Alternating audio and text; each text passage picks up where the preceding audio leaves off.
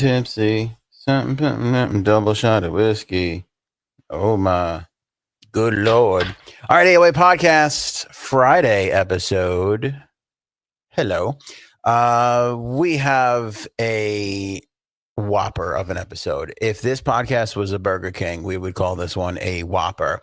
What is going on between POTUS and his own intelligence community? They can't seem to get on the same page when it comes to the intelligence coming out of Iran.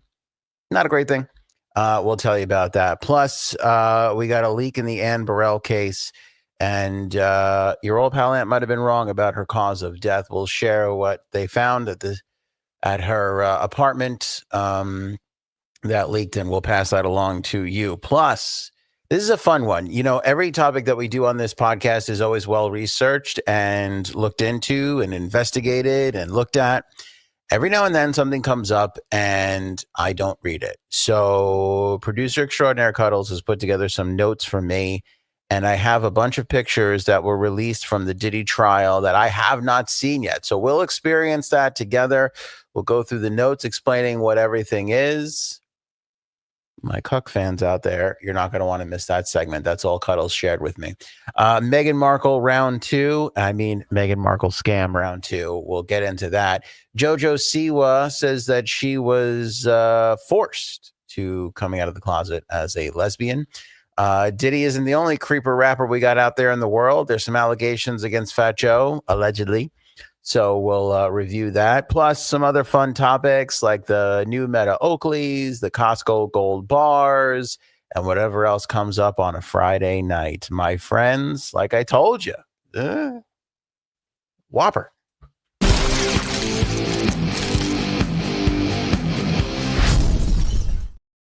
Double shot of whiskey. I don't know who sings that. Is that Shabuzi? I think his name is Shabuzi.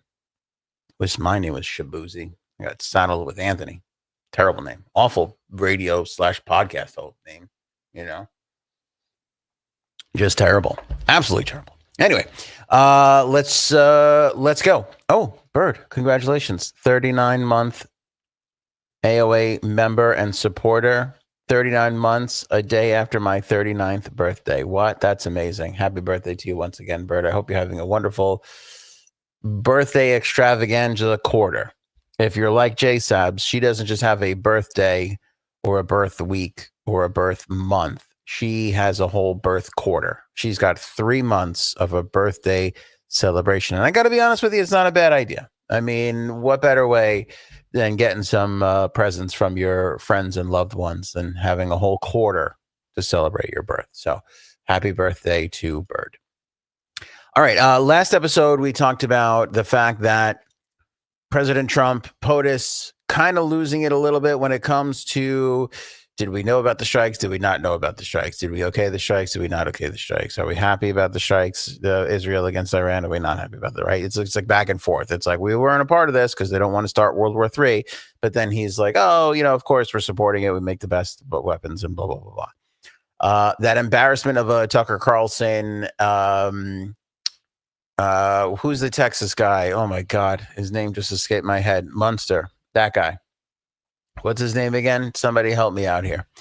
Anyway, that whole thing goes down.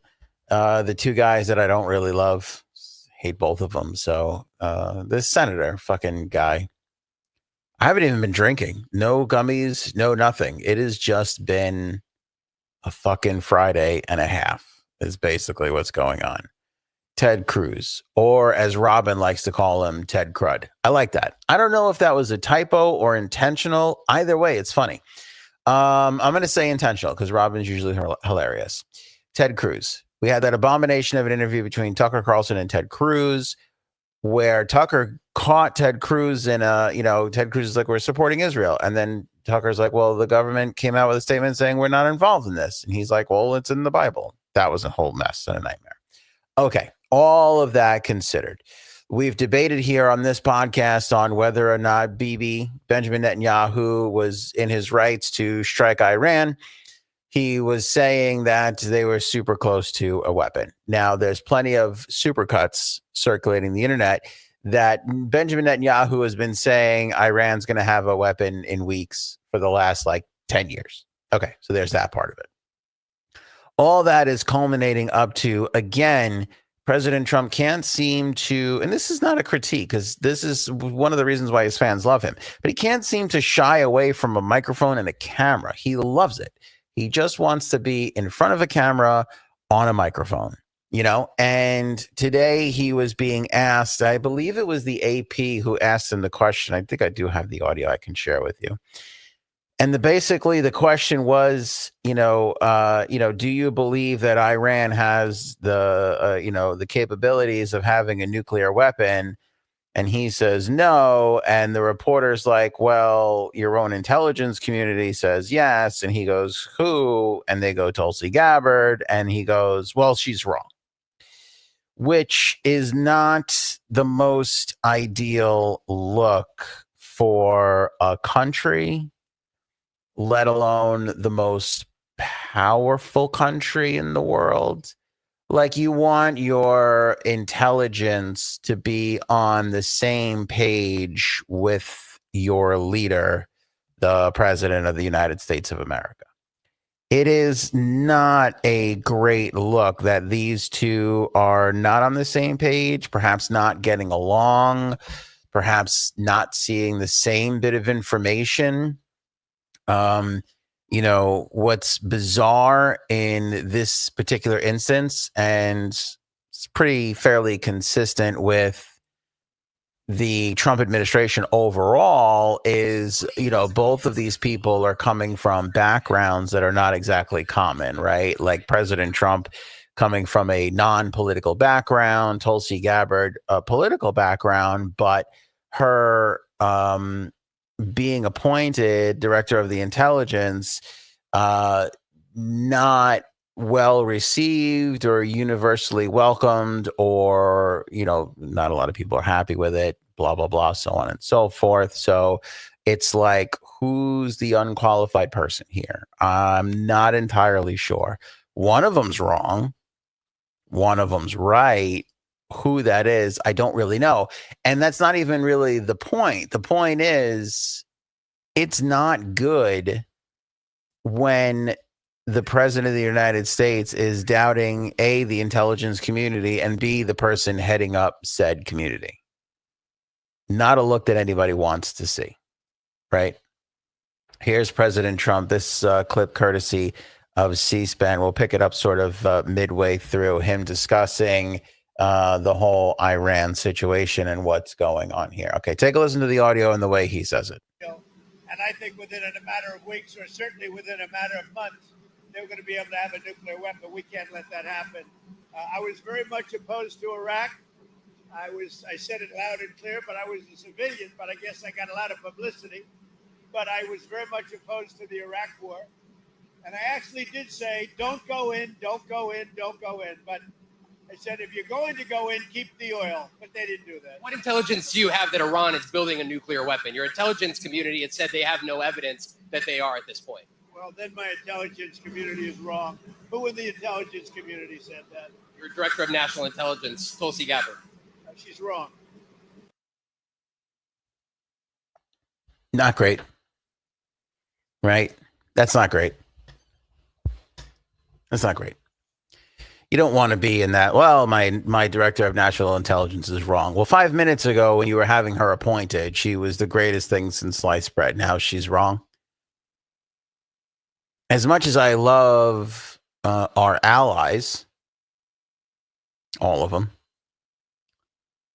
but as much as, listen, you want to trust your allies. And if your allies are telling you one thing, but your own intelligence community is telling you another, what side do you think you should be falling on? I would normally say our own intelligence community, and I'm going to stick with that in this particular instance, but here's the weird part. Do you remember a few weeks ago when Tulsi Gabbard visited Hiroshima and then put out this overly bizarre, professionally produced video about how horrific it was? And she essentially warned the world that nuclear holocaust was imminent and we got to back things down. And She went on and on and on. I mean, it's kind of crazy. Like at the time, and everybody was talking about Iran and the nuclear weaponry and all this and that, and we got to be prepared and all that stuff. And then she comes out with this video of like, I was there and it was so powerful and the world is going to end, and don't trust the leaders of the world because they all have bunkers and they're going to get away and we're going to be left, suffering a nuclear holocaust. It was crazy, bizarre timing when it came out. And it was contradictory to a lot of what the rest of the administration was talking about. And so I don't know if Tulsi Gabbard is the truth teller here or if she has some sort of other motive. I don't know. I mean, she's on the righteous side of trying to warn us of the harms of nuclear war. I get that. That's noble, right? I mean, and also, obviously, like, hey, nuclear war is bad. It's going to be bad for all the common people. Do you think so? Yeah. You often hear about these doomsday preppers, and I see it all the time. Cuddle said to me the other day, she's like, I'm on a doomsday prepper TikTok. I don't know how I got on this algorithm. She's like, are you? I'm like, no. But I have seen the people who have the bunkers and they buy the seeds, and all the billionaires and millionaires around the world have these places, and they're all going to go and be okay. I don't know. I'm not quite sure. What I can tell you is I don't love the president of the United States saying the director of the intelligence, the national intelligence is wrong, is flat out wrong. I don't like the president of the United States publicly choosing an ally's side over his own administration.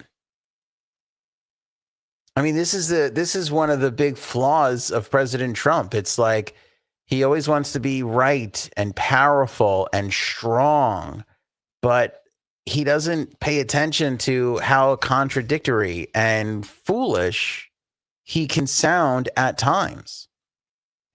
And God bless the MAGA people. They're like, well, he's right no matter what, so they're willing to turn on everybody. And boy, are they turning on people. Tucker Carlson, supposedly Candace Owens said something the other day doubting him. Oh, Candace Owens was saying this isn't what they voted for. He said they weren't going to war and all that. And it's all this crazy stuff.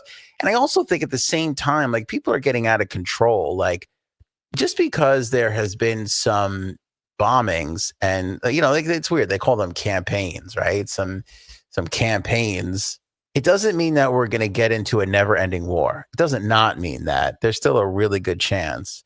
Obviously, with Pakistan weighing in, and then you got Russia weighing in, and then you got Russia talking about Ukraine. All the ingredients are there for World War III. I'm not naive. I understand all that's happening, but it's not a guarantee that that's going to happen. Again, it could, but it's not a guarantee. And I would say, even if we were to get involved, and like I said, we were to strike for dough and use those bunker busters and all that stuff, it still doesn't mean it's a regime topple and the end of the world. And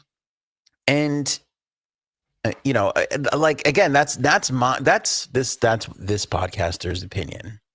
I think you can go in there and slow down that enrichment and call it a day. Let them be mad at us. Listen, no civilians are going to die in that sort of an attack. It's not near a big city. It's not like you could get in and get out and take that stuff out and stop them from becoming more dangerous to the rest of the world. And you could leave it at that. That in itself is dangerous, because they've threatened everything, hell and high water, if we get involved. But who knows, if that's really going to come to fruition. But for the people doubting it, it's hard to take a chance. I know BB has been talking about this for years. For whatever reason he chose to act now, it's hard to you always say err on the side of caution. It's hard to get that one wrong. You almost want to, even if Benjamin Netanyahu is doing this for selfish reasons and he's making it up. I mean, think about it. It's almost like we don't have a choice but to be on his side, because what's the alternative? We don't believe him. We don't go along with him. And then, oopsie, we're wrong. And Iran either sets a nuke off in Israel or against a U.S. military outfit, or even worse, sneaks it into wherever, God knows wherever, and gets it close to the continent of the United States. I'm not saying that's a possibility. I'm saying that's an extreme example, but you don't want to get that one wrong. It's like if you live next to a crazy neighbor, or if there's like a crazy neighbor down the block and they're crazy, like they're talking to themselves and they're doing just crazy shit. And then another one of your neighbors comes over and goes, you won't believe this, but I saw them come home the other day and they had a gun.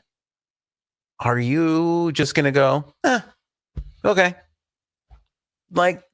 It's a weird, little example to use, but let's be honest. Let's say this really happened to you in your neighborhood. You're not going to be like, maybe I should get involved. Maybe I should call the police. And if that neighbor who tells you about it goes, should I call the police? Are you going to be like, no, don't get involved? You're going to be like, yeah, you should do something. Let's be honest. Most of us are going to be like, yeah, you should really do something, so I don't have to do anything. That would be great. That'd be great if you could do that. So I don't have to get involved one iota. I would love that if you could do that. If you could take care of all this for me so I don't have to get involved. It'd be great. It'd be wonderful. So this is a big ball of shit. It's a big knotted ball. If you could tie shit into a knot, this would essentially be it. This is what you would have. You have a big shit knot. This is a shit knot. It's a shit knot. That's what it is. But getting back to it, because I kind of got a lot of all over the place there. Getting back to all of it, the people are turning on MAGA, and the MAGA people are fucking losing their shit. Like, it is Frank opines about this, but Frank's got a little TDS. I love the man more than anything. I do. But that guy is just overly obsessed with the big orange man. He's right in a sense of some of his people just will not leave him. And I guess I get it too. I see it on the other side. Like, all the people who loved Clinton, and then all the Epstein stuff came out, and they were still like, let's invite Clinton to the Democratic National Convention. What? So it is on both sides. I hate the both sides argument too sometimes, because it's like one has nothing to do with the other.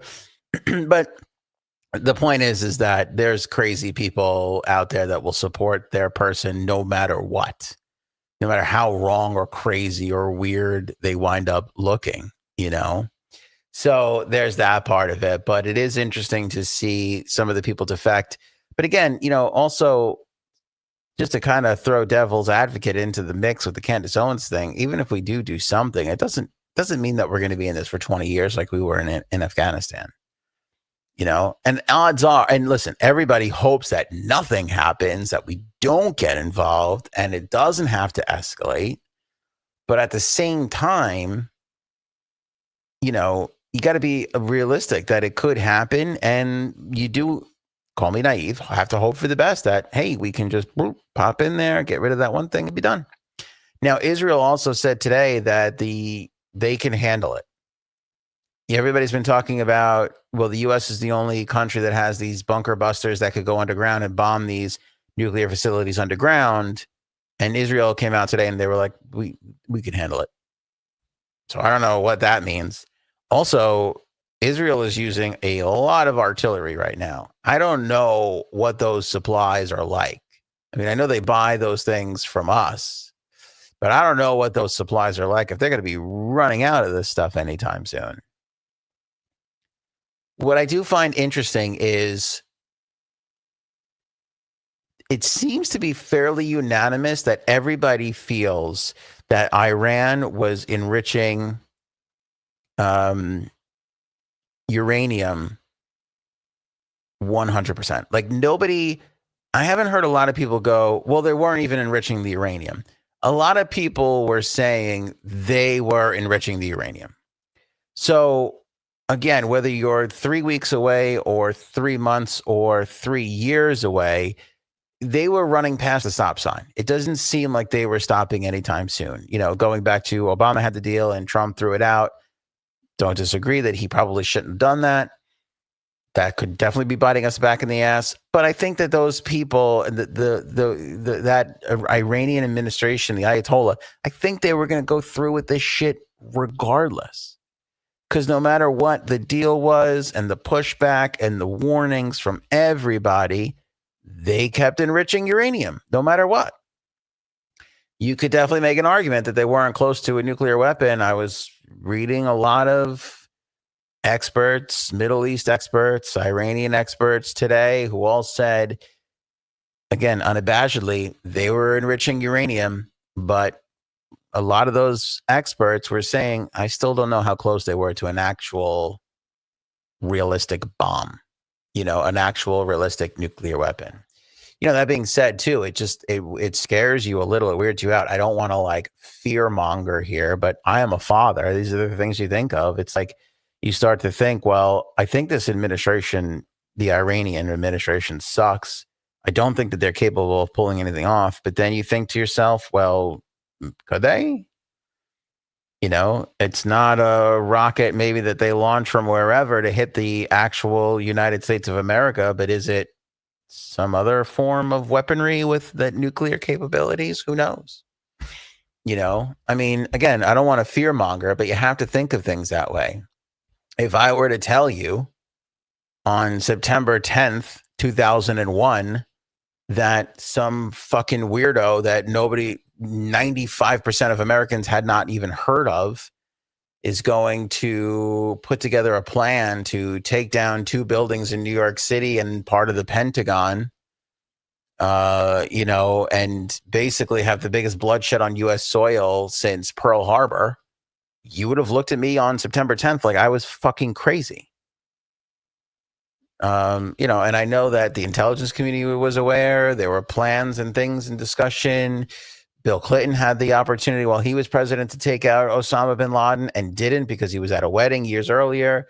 Those news stories were all around. Nobody was really paying attention to that. Again, 95% of the American public had no clue these things were going on.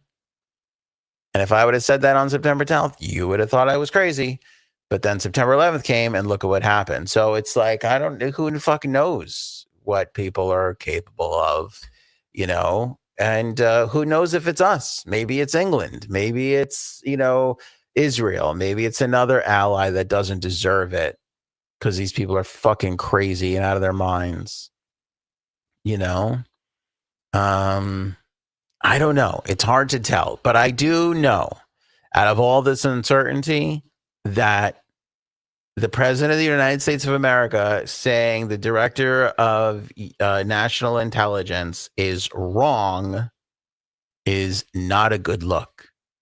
Get on the same fucking page and stop doing an interview every time somebody sticks a fucking camera in your face. I don't know when this guy works. I hear that he works all the time. I hear that he doesn't sleep. But I don't really see him work. I see him doing interviews nonstop. It's like you don't have to talk into every microphone that gets stuck in front of your face. And the weirdest thing, it's like almost like an attention whore. All he does is go, I don't know if I'm going to bomb him. I might not. We've heard that answer 70,000 times in the last 3 days. Guys, this isn't a Democrat bitching and moaning with Trump derangement syndrome. This guy is not handling this well. This isn't 4D chess. When I give him the benefit of the doubt, I go, maybe he's playing some 4D chess. This isn't 4D chess to me. This isn't 4D chess to me. This is somebody vastly inexperienced in international diplomacy trying to handle people like there's some fucking business in Atlantic City or New York.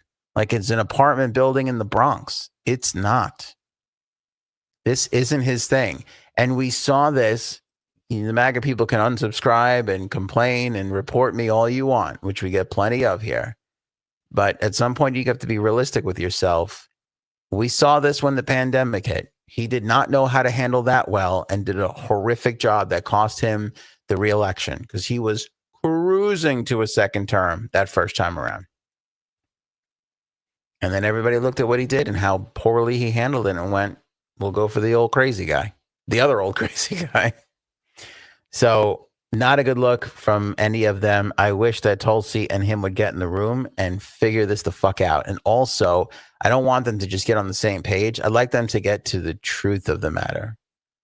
Because if we do find out that she's right, and he and Benjamin Netanyahu are wrong, then that needs to be exposed and needs to be rectified. And I'm not saying we have to publicly embarrass Benjamin Netanyahu and one of our allies, but if that's really the case, then Trump and Netanyahu need to get on the phone and Trump needs to say, look, you were wrong.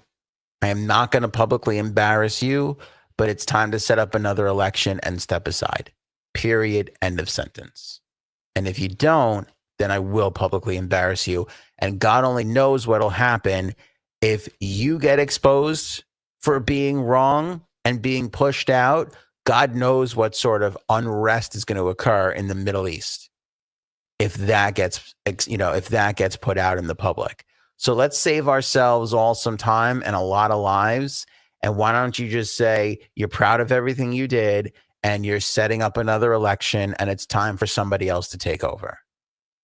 Because that needs to be fucking done. If Netanyahu is doing this, listen, we all remember he was kind of on his way out prior to the October 7th attack. And that has really kept him in power. If he was doing this as another reason to extend his run, it's time to go, kid. It's time to fucking go. And that's the kind of leadership that we want out of our president. So if it is found out that he jumped the gun and Tulsi's right and everything that they hear in the intelligence community is right, then it's time for Netanyahu to go. That being said, this is the real world. It may take months to truly figure this out. How many times does our intelligence community or whatever think one thing and then go to find out, well, it's actually something else? I mean, 9/11 is a great example of that. They knew about the plot to hijack the planes. The intelligence community knew for a long time. And the belief was, I don't see how they can pull it off. Nobody, although aware, actually thought they could really do it. And boy, were they wrong about that one. So it may take a little time, but they got to figure that the fuck out, because I don't know if there's any realistic human being that's not in the MAGA train that feels comfortable with how this is being handled at the current moment. You know what I mean? You got to get to the truth here. You have to. Either there's more problems in that for dough and it needs to be taken out, or it isn't. Either they were really close to getting to something or they weren't. You got to find out as soon as possible.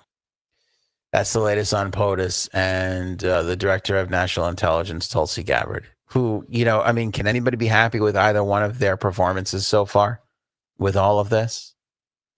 This isn't good. Diplomacy takes a united front. It requires it. You have to be together on some of these things to be able to handle this well. And you've got Putin over there talking about Ukraine is ours, and he's saying all this shit. And now, everybody's talking about, well, let's see how the United States handles this, because if they kind of let this go, does that mean that China can move in on Taiwan and then we're not going to do anything and get involved? There's a lot of repercussions that could come to how this is handled. And I don't know anybody who's feeling 100% confident in how it's being handled at the current moment. I don't say this often because I'm really right most of the time. I may have been wrong about Anne Burrell. I said on Wednesday's episode that when we found out that she died of cardiac arrest in the morning, that I felt like this is one of those things that wasn't going to have a conspiracy theory wrapped around it. Sometimes people just dropped out of a heart attack, Doesn't seem to be the case. Seems like I'm really wrong about that. Seems like nobody's having a heart attack anymore. Just a plain old ordinary heart attack. just a whole grab the chest and go down, and that's really it. Doesn't seem like that's happening anymore, because although this New York City medical examiner has not determined a cause of death yet, a document that was obtained by the New York Times states that Anne Burrell was discovered in her shower, unconscious and unresponsive, and surrounded by roughly 100 assorted pills. So the early belief here is that this was some sort of a drug overdose. Didn't see that coming. Poor old stupid naive aunt had that one wrong. I thought, there's a nice chef who just smiles all the time and is cheery and never seems to be druggy. She's had a million Food Network shows. She's judging other people. She's always happy. She's given, all kinds of access to herself and charities and all this stuff. Who knew she was a druggie? And I don't even know if she was a druggie. Maybe this is a first-time thing. Maybe she was just getting into it. Maybe it's a fentanyl issue. Who the fuck knows? You can't fuck around with those pills, though, man. Telling you, it's scary out there. I don't know how anybody buys a bag of pills or powders in this day and age with everything that's going on. I just don't know how you got to be a desperate drug addict if you're doing that. I know alcohol is not great for you, weed and all this other stuff, but I don't know. Gummies seem very, very safe. Alcohol seems very, very safe. As long as you're consuming it responsibly, both of those things, you're not getting in a car or doing anything stupid. Seems like an easy, safe way to relax. These people that rely on pills and powders and all that kind of stuff, how do you know what's in there? I guess just the addict in you just doesn't really, it's whatever. It doesn't. I guess you think of those things, but you're just like, I got to get high. And that's really it. But you hear about, we were just talking about her. She's at Second City. She's doing this show. Everybody's laughing, having a great time. She's found in a shower with all the pills. Now, she was discovered around 7:50 in the morning. She was married. I don't know where her husband was in all this. And I'm wrong. Believe me, I was wrong when I said there was probably nothing here. Fully admit that. But the only thing that never sat well with me was we didn't know who called 911. We knew that there was a 911 call at 7:50 in the morning, but we didn't know from who. And I'm always uncomfortable with that little tiny detail not being known. I chalked it up to maybe we just didn't find that part of the story out yet, but I should have known better. Again, we still don't know who the fuck made that phone call, if it was her husband or whoever, an assistant or God knows what, friend, family member, who knows. 7:50 morning with drugs, pills all over not like, oh, there was a prescription thing. No, pills all surrounded by pills on the floor at the scene. So who knows if that was done the night before? Who knows if she was laying in that shower all fucking night? I don't know. Who knows what happens? I'm sure we'll find out soon, as her funeral was held today. So again, the medical examiner has everything that they need. They just need to process it and release that information, which I'm sure we'll get relatively soon. But again, when you're found on the floor with a bunch of pills around you, it's hard to point to anything else besides a drug overdose. You know what I'm saying? That's just really, that's the truth of the matter here.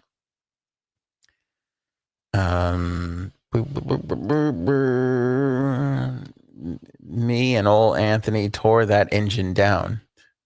What? I'm missing something here. I'm missing some other comment and song. When you see a good little, I don't even know what that means, but I know that's a finely crafted joke from Robin, and I'm missing out, and it's going to drive me crazy until I watch the replay. Keep your receipt for your alibi. Favorite name in the world. Anyone ever work in a kitchen or restaurant? I'd be more shocked if there was none. So true. It's so true. It's funny. I do have a lot of friends in the restaurant industry. I don't see it now. I don't see it right now, if I'm being totally honest, but I'll never forget. I don't even know, 20, 25 years ago, 30, somebody's gonna have to look it up. But I read I read Kitchen Confidential early on, like when it first, not when it first came out, but like maybe a year or two after it came out, which is pretty early on. It's early on for Kitchen Confidential because Kitchen Confidential was making Anthony Bourdain famous for like 15 years straight.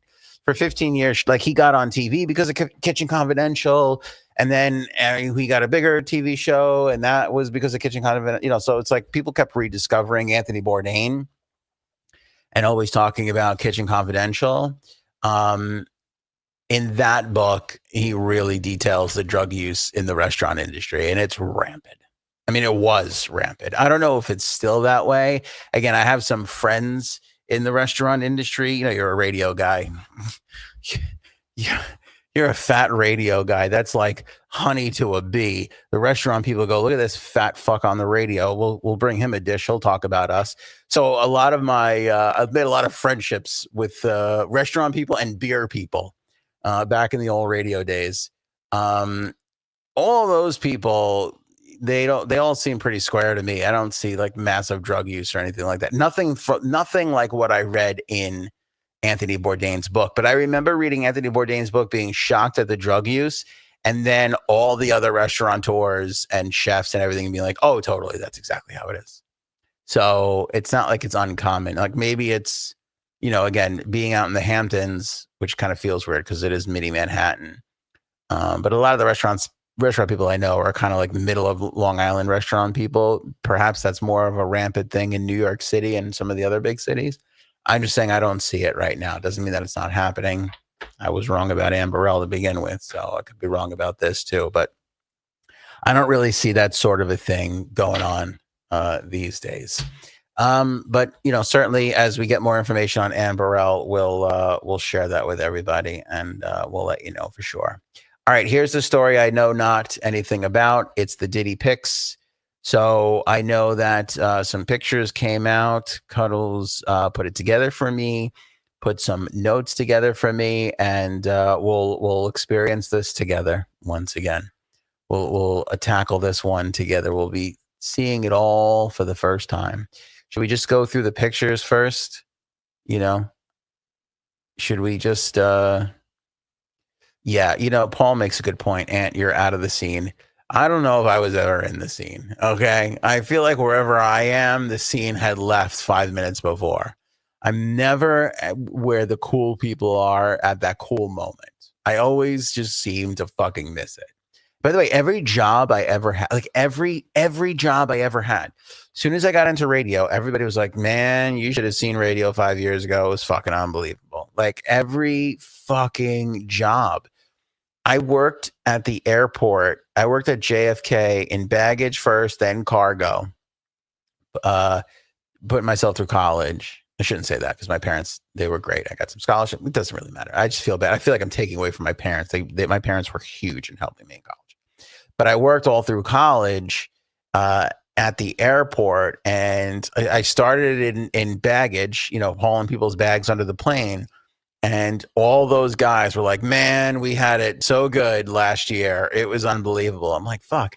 And then they were all like, cargo is so great. So I try and get into cargo. I get into the cargo division. I'm in a different place.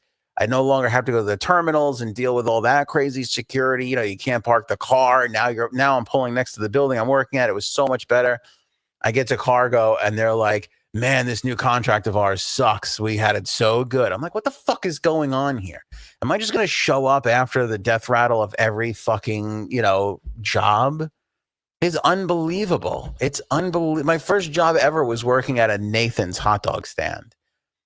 That was, I don't even know, like 2 years old. And when I got that job, they were like, you should have been here when we first opened. It was unbelievable. I'm like, what the fuck is going on? Like, what is happening? Why can't I fucking time this shit right? I never had a job where we all looked at each other and were like, man, things are so good right now. It's unbelievable. I might be the biggest jinx of all time. Robin, truer words were never. I heard this exact phrase. If I had a nickel for every time, I wouldn't have to work ever again. You just missed it, kid. I cannot tell you how often I heard that. You just missed it, kid. Cargo was the worst because I worked with some real big pieces of shit. I mean, guys that would travel to foreign destinations for week-long hookups. Like this is a bad story to tell right now, but fuck it. It's Friday.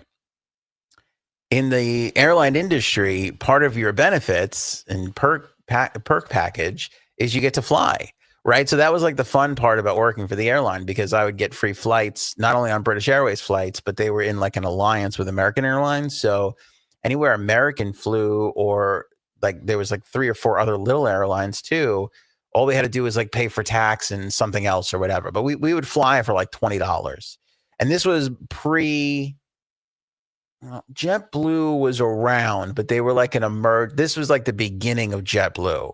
So JetBlue was like that first, like, budget airline that was like kind of nice with new planes and shit, So cheap flights, like now everybody advertises a $30 flight, but back then that was not a common thing. So we would fly everywhere for like $20.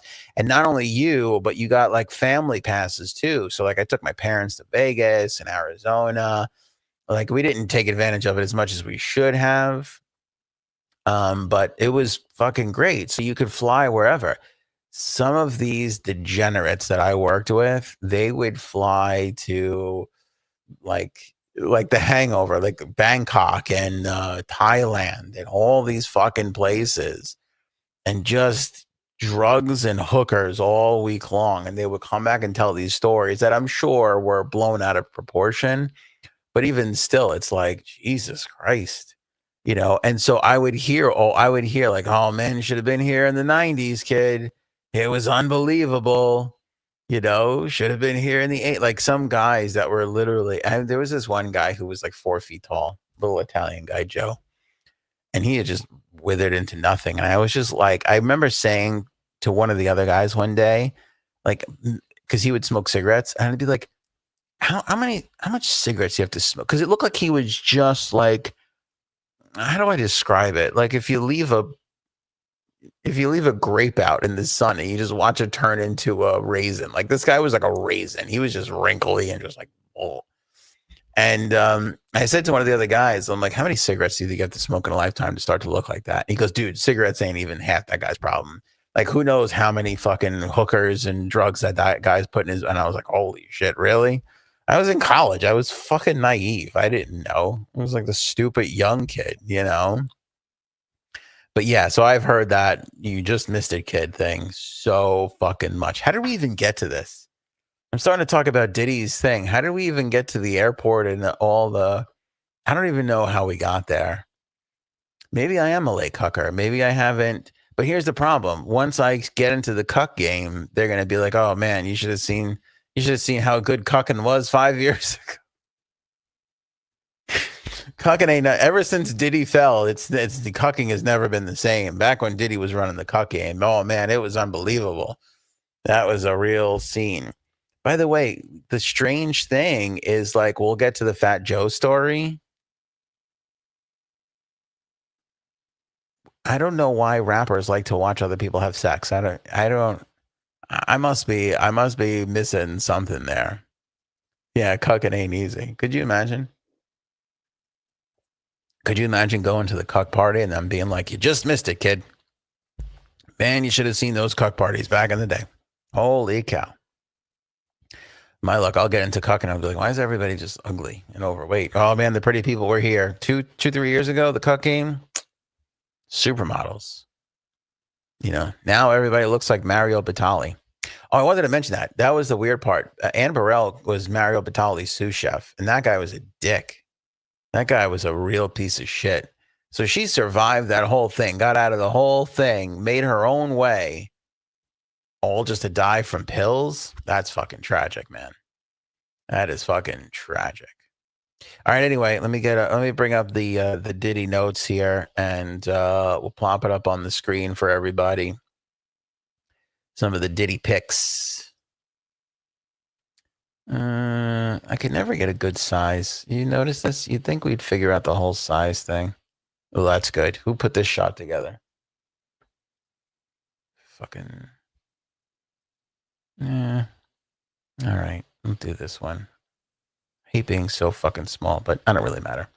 Okay, so this is again, all these photos are courtesy of the Justice Department, and this first shot is his LA mansion, which, let's be honest, we all want to be rich, right? We all want to be wealthy. Well, how would you furnish that? If somebody just gave me that house and then you're like, here you go, I'd be like, we better go to Bob's Discount Furniture, because I'm not going to be able to get a furniture. Like, it's like fucking 96 rooms there. Look at all the windows. Take a half a day to just clean the windows. I don't even know, 10 windows in my whole entire house. I can't get them cleaned in a week. This guy's got more fucking windows almost more windows than baby oil, but not really. We all know there's more baby oil, right? That's just a big fucking, I have to be honest with you. You're probably not going to believe me, but I really mean this when I say it. If I had Diddy money, if I had I would still never buy a house like this. This is too much. It's too much. Then you got people there. You got people living there all the time to clean and cook. I know it sounds great. I would be comfortable with a cook, but not living there. All right, I'll handle breakfast. You know, hey, you want to come in and make a nice lunch and a nice dinner? Okay, then you go home, but you live your own life. A lot of these rich people, they got fucking chefs on hand and butlers and cleaners. Who wants to live with people that are working for them? I never understood that. That's too big. You don't need more than a bedroom. Do you know what I'm saying? A bedroom, a person. That's it.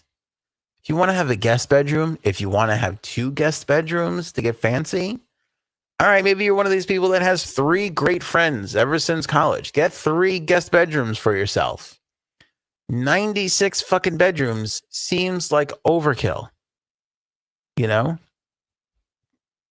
Oh, this is good. If I had Diddy money, I'd hire Martha Stewart to be my grandma. That's pretty good. That's pretty good. You know, Martha Stewart's lost a lot of money. She could use, I'm sure she would take the gig. I think she would definitely take the gig. All right.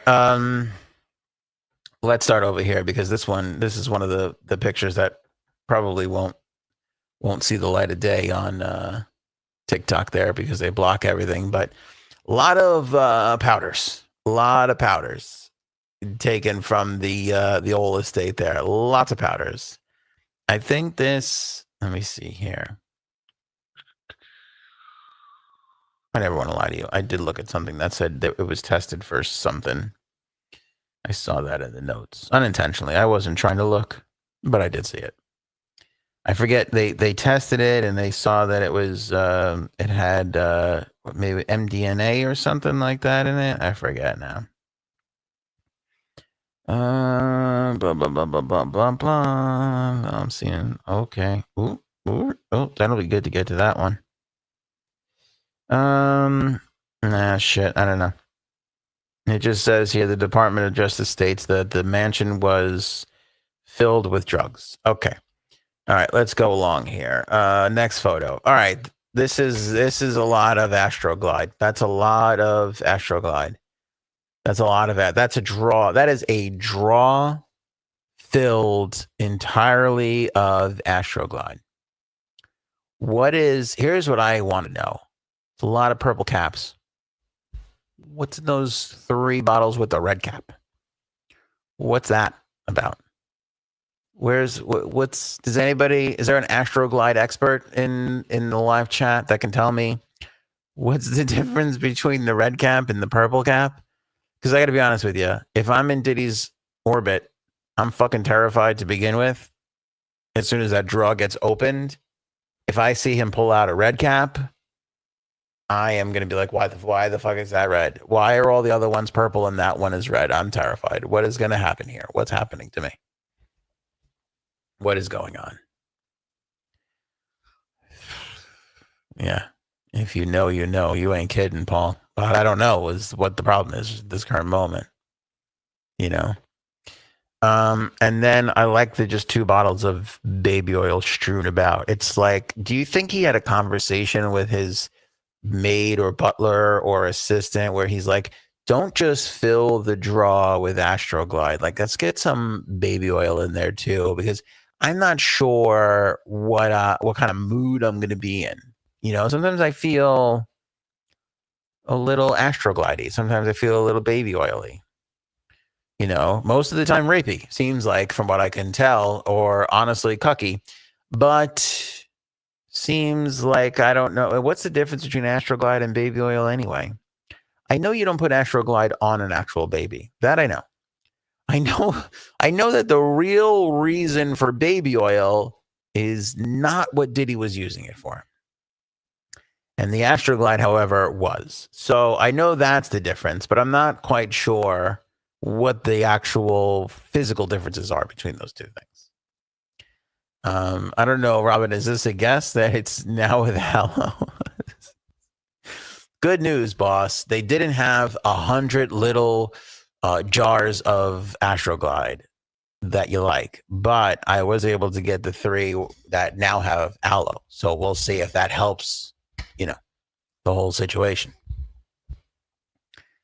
Look at this. Baby oil can break down condoms, I think. Is that right?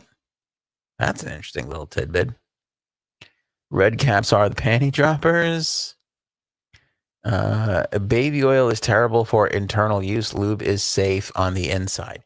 I swear I was thinking that too, Bird. I was thinking, I'm not sure you're supposed to put baby oil into crevice areas. Obviously, more dangerous, bigger space, right? Bigger surface area for a lady. But I also feel like the men, we have that little, you know, I don't think you should be getting that kind of stuff in there either. I don't think that's good for you. That seems like it would cause some issues. You know what I'm saying? Like if I was ever with a woman and she handed me the baby oil and was like, here, put this on, I'm going to be like, you know, let me Google this first. Let me just throw it to Google. Just feels like this is not what this is supposed to be used for. You know what I'm saying? Let me just throw it to Google and make sure I'm not going to wind up with some sort of a weird rash or whatever. Of course, if a woman was handing me baby oil, I'd probably wind up with a rash for some other reason from her, but I should probably get the fuck out of there. But anyway, that's a lot. That's a lot. That's a lot. That is a lot. And again, I can't help, this is just how my brain works. I can't help but think, was he not happy until the entire drawer was filled? And also, when you're using that much lubricant, is it wise to go with the small bottles? Because that seems like a lapse in judgment. Like if you're utilizing gallons of lubricant, should it be delivered in the travel size bottle? I don't think that's efficient. I just keep picturing conversations between him and his assistant going, I'm going to need 10,000 gallons of lubricant. And the assistant going, okay, I'll see if I could find like a vat or 55-gallon drum or something. No. I'm going to need it in travel size. Just a little bitty at a time. The assistant be like, I clean up after you. I see it. Why don't I get you the regular slap travel size? That doesn't add up. That doesn't add up. Oh, that's pretty funny. Those are party favors. Guests leave with a swag bag. And here's your lube. And here's your lube. Oh, look at you. You got the red cap. Aloe, smooth sin. Have a good skin. Have a good time. We'll see you at the next freak off. For fucking sake. Jesus Christ. Remember when there was the Vegas shooter and hotels across the country decided that even if you weren't going to get your roommate up or you didn't want your roommate up, they were still going to bust in every 2 days to make sure that you weren't loading the place with a full artillery to cause massive amount of harms the way that guy did. I'm all for privacy and the Constitution, but looking at this photo, I'm starting to think maybe we start doing checks on everyday citizens, or at least the rich people, at least the really, really rich people. Let's be honest, I don't think I can afford this amount of Astro. I don't know how much Astroglide is. I've never bought Astroglide in my life. I don't. Maybe once you crack that million mark, once a week, your house get just not like anything, just little. Hey, we're just here to check the drawers, make sure everything is cool. Make sure you don't have 10,000 gallons of travel size lubricant in any of the drawers there. Fucking Robin. You should have seen the swag we used to get as a kid. We should have seen the swag we used to get. I don't know. When I was going to parties, they were just giving out, little. Okay, you know what I used to love? Slightly off topic. When you went to a party as a kid and you got that game that you filled with water and it had the rings and you'd push the buttons that would push air and would push the rings around and you try and get the rings on the things. I fucking love those things. That was so much fucking fun. That was the Game Boy, Nintendo Switch, DS, whatever. That was that was all that stuff. You were just like, I gotta get these fucking rings on this goddamn, play that shit for hours. That's what I used to get when I was a kid. Who knew I just missed getting the fucking Astroglide parting gift there? Jesus Christ. You think this guy was running a fucking slip and slide company here? All right. Next photo. I'm assuming that this is Diddy's actual bedroom. Not what I expected. The wall, I do see a photo on the right side there, but it feels a little bare. Like, are those end tables the appropriate size for a room? That's what I'm saying. You can't be rich. The room is too big. You don't need a room that big. Look at all the space between the end table and the fucking wall.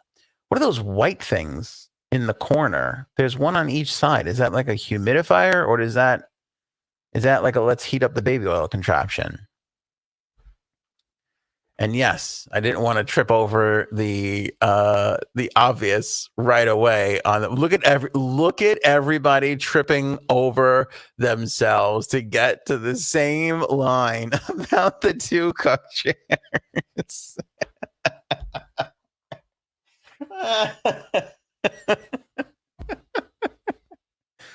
You're all like dogs on a dog track. You're like, I'm gonna get that fucking rabbit, just trying to get to that two cuck chair line. Yeah, respect the cuck chair game though. Those look like swivelies. That looks like a chair that'll swivel. Like I can cuck here and I can swivel or I can cuck there. There's no limit to the range that I can cuck in this current moment. Those are two look like big, soft, and fluffy, comfy cuck chairs. Yeah, this guy Diddy cucks so fucking hard that he requires a snack table in between the cuck chair. That's how long he spends at a cuck chair. He's like, I can't just have a cuck chair. I'm going to need another one. And let's get a table in between, because where are we going to put all the fucking bottles of Astroglide / baby oil? Cuck here, cuck there, cuck everywhere. That's Diddy's. I'm surprised he didn't release that song. That does look like a giant pop socket. Good call, Lindarella. That looks like a huge pop socket. Get me a fucking table that looks like a pop socket. God damn it. I don't want to see 4 legs on a fucking table. I want it to be round. I want it to be a pop socket. Because if we're going to get some sort of a table, pop socket table sounds the most pervy. Yeah, I don't know if there's lube on the floor, Bird. I don't know what that shit is. There's definitely something over here. There's something. I don't know what these things are. Also, like, what is this? What is this huge white thing? Because if you look on the other side of the room, there's one over here too. Dumb naive Anna's like, is it a humidifier? What kind of because I have a humidifier in my room, and I'm like, that looks like a fancy one. But I shouldn't be looking towards Diddy for any sort of technological suggestions. Hey Diddy, 1980 called and they want their fucking phone back. What the hell is that shit? I'm surprised there's not like a one of those. And that's one step above a fucking rotary phone, for Christ's sake. Jesus Lord. Mary and Joseph. Hey Diddy, should we spend some money on the no, get me fucking 5,000 more gallons of baby oil, god damn it. Because we haven't upgraded the phones, and I don't give a shit. I don't give a shit. I need 900 bottles of purple capped Astroglide and only 3 red cap Astroglides. Get on it, stat. There's a good point from Lindarella, too. Are they air purifiers for the cock dust? Shit. I have to be honest with you. Out of all the disgusting shit we've talked about, I don't know why, but cock dust is just so off-putting. Because it makes me feel like whatever fluids between lube and human have just dried up and then, become powdery. Is that what cock dust is? Because I'm actually physically, I'm going through some shit right now. And I don't think I was ready for that joke from a health perspective. Like, I'm going to need a water. You guys are going to have to give me a minute. Cock dust. Holy shit. Oh my God. I don't know if you had this in your health class, but I had a health teacher one time go, you can't spit on the floor because it dries and hardens, and then as people walk, like dust gets kicked up and like people's like saliva. I don't know if the guy was making shit up or what, but just the idea of like people's saliva turning into like aerosol and ugh. Now it's come back to me like 20 years later in the form of cock dust. Jesus. You don't want to get that airborne, kid. You want to wipe that up while it's wet, because if that shit dries, it'll just be cock dust on everything. Yeah. I am demanding an Urban Dictionary entry for cock dust. And yes, I'd like the show credited, but it really needs to go to Lindarella. It should say Lindarella, famed member of the AOA holes on the AOA podcast, coined the term cock dust, the result of drying fluids being stepped on, cracked, and becoming airborne. I'd also like to get RFK on this latest comment from Robin. Did Diddy cause COVID? Because I think it should be looked at. I think we got to go from, here's my wet market, lab, Diddy cock dust. So that's the 3 leading. That's what I'm going to put on my board. That's on my leader list of possibilities for what caused the pandemic. All right, Caucasian is just really good. I'm just going to stop coming up with shit and just read the comments because you guys are crushing it right now. You guys are fucking crushing it right now. Amen, Bird. You people are geniuses. Fucking men. Yeah, I don't know what else is this light. Is this a light? That looks like it's protruding out of the wall quite a bit. I'm uncomfortable with that. Also, is this a weird thing to think? White sheets? That's surprising. I thought he'd have like red velvet or black velvet or something, with like a sequenced comforter. I did not see white sheets coming. For a man that uses that much lubricant, white sheets that's a bold move. That is a bold move. Yeah, the room looks skeevy though, does it not? It look I remember when we saw Epstein's room for the first time. I just thought this is disgusting. This is just skeevy. Like as a guy, I remember, this is a long time ago, but I remember walking into strange women's rooms going, Well, this isn't great, but I'm certainly not going to walk out. If I hooked up with a chick or was about to, and I walked into this room, I would be like, I should really get out of here. That's one too many cuck chairs with a cuck table, with a pop socket cuck table in the middle. I don't know if I'm gonna. I don't know if I'm this horny. Imagine that's how bad this room is. That an 18-year-old could go. I don't know. All right, last thing. Whoops. Last thing. I guess we're going to the closet next. Last thing that disturbs me here is I don't know what. Again, I don't know. There's a phone on either side. That's disturbing. I don't know what this is. It looks like a giant bottle with a pump of something.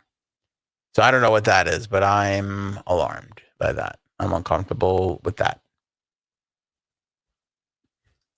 The black light pics would be amazing. It would be like Spencer Gifts. Fucking, if you put a black light on this room, it would be like that back weird poster section of Spencer Gifts. You remember that? Where they had all the black light posters and shit. That whole fucking back corner was just glowing in Spencer Gifts. That's what Diddy's room would look like if you threw a black light on it. It would be like back corner Spencer Gifts times a million. It would just be, the national security of the United States of America would have to investigate for fear that a nuclear weapon went off. That's how fucking bright it would be if you were to shine a black light in Diddy's bedroom. That would just be something else. All right. This is Diddy's closet, I can assume. First thing that weirds me out. Why is there a teddy bear on an ottoman in the middle of the room? Why is there a teddy bear? What did that teddy bear do? And to who? Why is there a teddy bear? I'm very disturbed by the teddy bear. I don't like the teddy bear being there. Oh, look at this. King hat. No kings.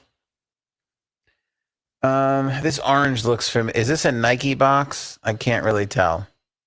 I don't know what the orange thing is. But there's another one up here. Is that somebody with some sort of fashion sense could probably tell us that? I feel like that's not Nike. That's probably like some fancy ass brand, whatever. There's weird. I don't know if this is like all fucked up because it was being searched by the cops, or if this is how he kept it like all the time. I wonder about that. But there's also papers in a closet. Like, okay, there's papers in my closet, if I'm going to be totally honest, but it's like, my kids' drawings and shit, because they fucking draw everything. They draw on every piece of paper, and then they go, "You're not going to throw that out, are you?" And I'm like, it's not that good. But they guilt you into keeping it. So, yeah, there's a piece of paper everywhere with a drawing. I'm surprised. I'll just clean the studio here. That's why there's not one around. But like a week, you should have seen it. You should have been here before, kid. I could have given you a drawing that one of my kids did. But Diddy's kids are all grown up. That's not Diddy's kids' homework. You know what I'm saying? It's a huge ass closet. That closet is bigger than my bedroom, I think. Pretty sure. Again, I've been wearing the same clothes for the last 14 years. I don't know how. Like, wait, do you need all these clothes? And not to sound like an asshole or something, but here's a shelf with like 14 white shirts. Do you need this many white shirts? How often he had a maid? If you have a maid, you could literally own 2 white shirts and never run out of a white shirt. You just you wash the white shirts. Should we get more than 2? We don't need it. I don't know if you saw what I'm spending on baby oil right now, but I'm also paying your salary. Wash the fucking shirt. Who's like, yeah, I gotta need 14 white shirts, please. I need just 14 of them. Me and Diddy we don't see. I find it kind of I find a shirt that fits and I go, give me one in every color. He finds a shirt that fits and goes, give me 14 of one color. All right, I don't think I can make fun of anything else in here. Although I don't know what is this? Is that a BB-8? What the fuck is that? What is that big round looking thing? I don't even know what's happening here. I don't know what that is. And there is a safe in the room. That's the other hilarious thing. That's how you can tell you're not rich. You don't have a safe in your home. When you got some money to kick around, you're like, you know what you need to get in here is a safe. I don't even have one of those like bullshit safes. You ever see those little like lock boxes that you put, your passport and shit? I don't even have one of those things. The fucking passport's in the goddamn closet next to the kids' drawings, for all I know. All right, I'm going to Google this after the show. Is that a magic huck ball? How does that work? I don't even know. Is it like an 8-ball that you just shake and decide who's going to bang your significant other? Just a name comes forward? Greg. Oh, fuck. Is that what the magic huck ball is? I don't even know. Don't even know, but I'm uncomfortable with it all. All right, let's see what we got here. Okay, lots of disturbing things here, like what's in this vial of drugs and why do you have this many bobby pins? But the first thing that jumps out is, who the fuck is this lady? Who in the fucking fuck is this lady? This looks like a real estate photo. Who the fuck is that? And is this a picture of a chessboard? What's happening? What is happening? And what are these? Are these earrings or are these little mini rolling pins? Is he just making little pizzas? What is that? Is that a drug thing? Is that used for something? Because this looks like a little envelope filled with drugs and powder. That's exactly what that looks like. Well, these are definitely drugs. God knows what's in this fucking vial. Who knows what these two brown droplets are of? And these are bobby pins are these earring backs or what the fuck are those? But more so than anything, who the fuck is Karen over here? What, did she sell him her house? His house? Very uncomfortable with this photo. Imagine being this woman going, oh, what the fuck? Are those facial massagers or are you fucking with me, Christella? Are those really, is that a facial, does that exist? A facial massager? Do people get facial massage? Do you know what I consider a facial massage? When I go like this, oh God, I gotta get a fucking knife. That's a facial massage to me. I didn't think they actually had little. It looks like when you go into those or you see those salt spa things. Like here, this whole room is filled with salt. You just walk in and it's like I'm fucking. I'm an Italian sausage all of a sudden. It's just like what am I being cured right now? Am I prosciutto? Why am I in the salt room? That's what that looks like. You ever see those salt rooms? I've never actually been in one, but I've seen them on YouTube. That's the same color, if you ask me. Jesus Christ. I don't even know. There's a clear, what's happening here? What is, I don't even know. Does anybody know what this shit is? If I was the law enforcement, I would have walked out of this house in 2 seconds. There's no fucking way I would have lasted. I would have never made it. I would have never made it. Oh, Beach Life says maybe it was a white noise machine. That's interesting. In the bedroom, you mean? Yeah. Isn't that funny? After I do massive amounts of drugs and force my girlfriend to have sex with male prostitutes, I just need some white noise to fall asleep. The fuck? Could you goddamn imagine? So fucking, I'm sorry, I keep skipping around here. Okay. What is this, a travel bag of fucking baby oil? Is that a cooler bag? Do you have to keep baby oil at a certain temperature? Get me some ice packs in a cooler bag. We got a long trip to the next freak off. It is going to be a while. I'd like a Nike shoebox colored interior cooler bag, please. Make sure it's black on the outside. All right, what's this titty girl hanging out over here? What is this? Dream Girls? Is that like a stocking thing? Jesus Christ. Oh, there's Diddy's passport. A couple of 20s. A couple of watches in there. Is this the safe, I'm wondering? It might be the safe.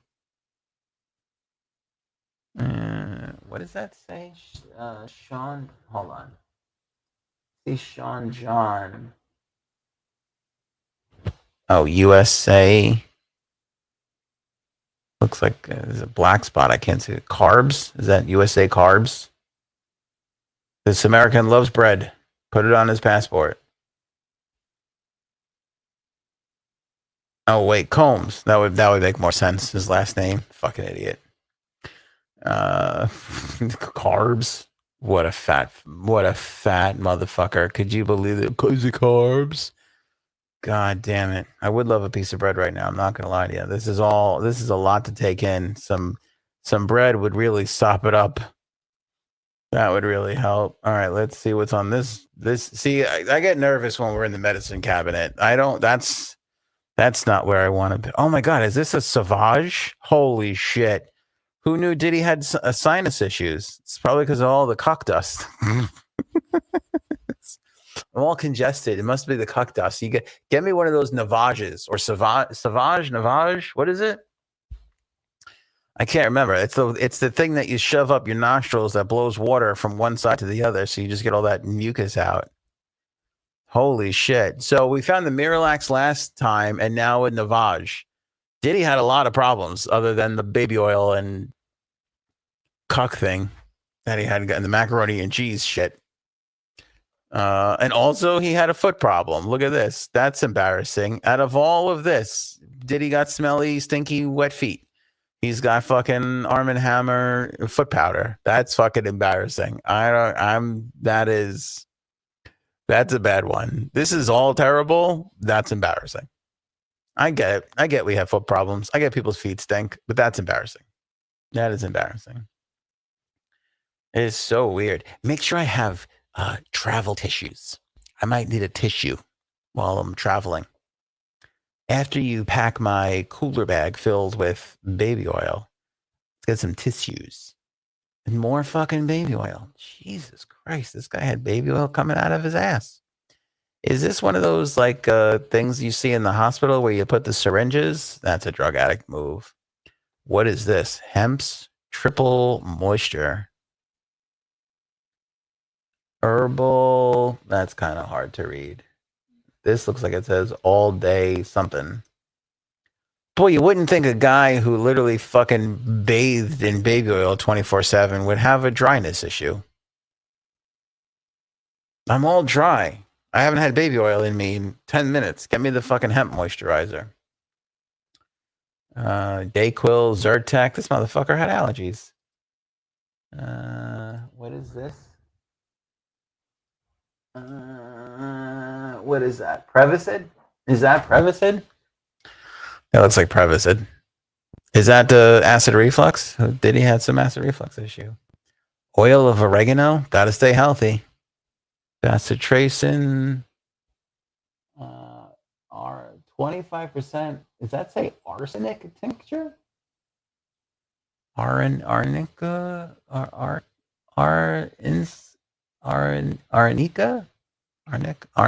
I don't know. Vicks Vapor Rub. Dayquil. I don't know what does anybody recognize this blue bottle over here? What is this? Oh, cortisone. He's got 3 tubes of cortisone. Who fucking... Cortisone is that like when you buy your house or you move into your apartment, you get a cortisone and then it's just there until, you move out 30 years later. You're like, look at this. We never bought the same fucking tube of cortisone. You never you never need cortisone ever. Who needs 3 tubes of cortisone? That's so weird. Give me 3. Utah. Give me 2. All right. Oh, are you fucking kidding me? I quit. This is it. This is the last episode I'm ever gonna do. I can't. Are we? Is that a customized baby oil box? Did he turn a cigar humidor into a baby oil holder? I can't. I'm leaving. I can't take it. I cannot. I hit a button here. Hold on. What did I do? This is fucking ridiculous. This is absolutely ridiculous. I don't know what I did over here. Is that better? Yeah, okay, I think so. I just got all kinds of loud there for a second. All right. Does that sound right to everybody? I feel like I just fucked up my shit throwing that marker across the room. I can't believe this god. I can't believe this fucking guy has a cigar box, a humidor for baby oil. Are you shitting me? I mean, it's crazy. Absolutely crazy. I got to make sure there's no humidity in my lubricant. Who the fuck does that shit?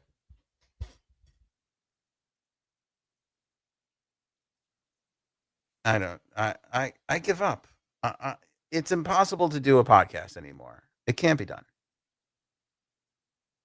It cannot be done. This motherfucker, he's walking around with fucking. I don't believe